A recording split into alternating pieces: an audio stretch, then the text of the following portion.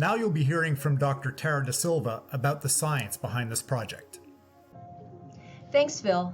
My name is Tara Da Silva, and I'm an associate professor at the Cleveland Clinic, where I have a laboratory studying neuroprotective strategies. Before discussing the approach Bivium is taking to develop neuroprotective strategies, let's first discuss the pathology and current treatments for multiple sclerosis and Alzheimer's disease. On the left you see here is a healthy neuron. The myelin is depicted in orange.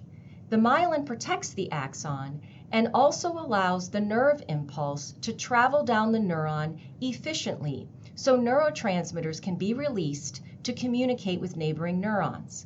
This communication is important for functions like walking, thinking, and seeing.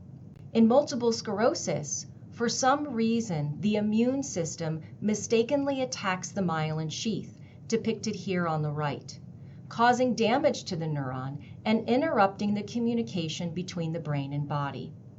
Current treatments for multiple sclerosis focus on blocking the dysregulated immune system. This results in short-term remissions, which is progress and very important. However, it has not yet proven to block the gradual nerve damage that ultimately leads to progressive decline in multiple sclerosis. To watch the webinar, click on the link below.